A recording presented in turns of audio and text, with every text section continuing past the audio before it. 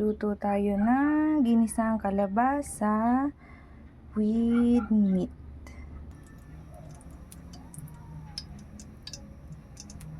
Ilagay natin ang mga ingredients like nakakatakot ang mantika. Ako lang ba natakot sa mantika? Oh my goodness.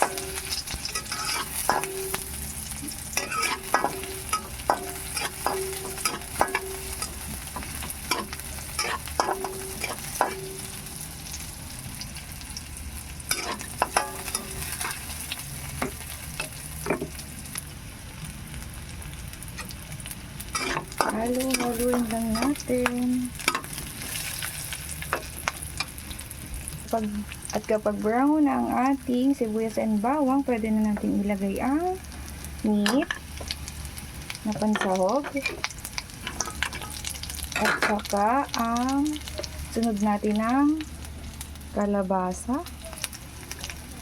Malinis na yan, nahugasan ko na. Ayan po natin.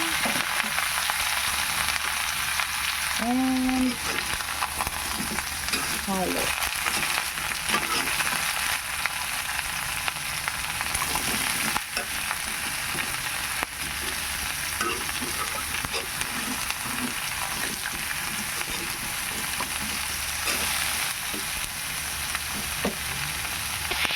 Lagyan natin ng paminta.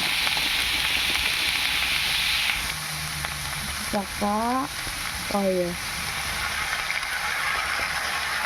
Pantahin lang natin para hindi maparami at kumalat ang ating gulay. Ating haluin. Kasi baka masunog.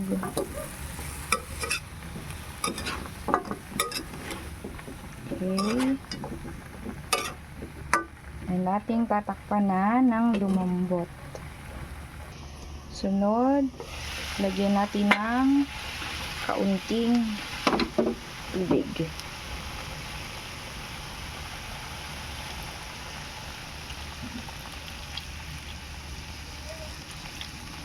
Okay. Ating haluin.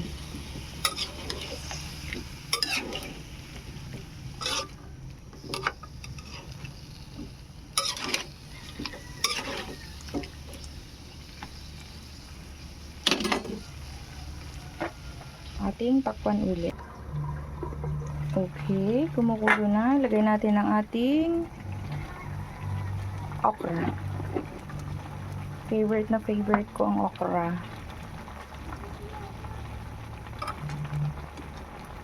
Okay, takpan ulit natin para lumambot ang okra.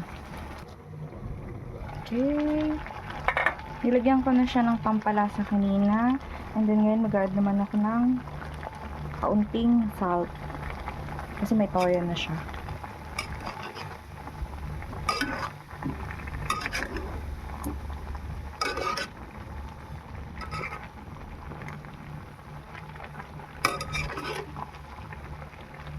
Uy, nahulog.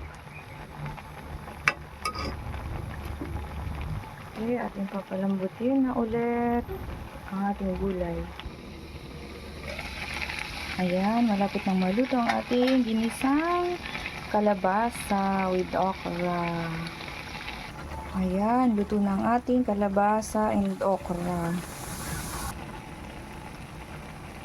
All goods.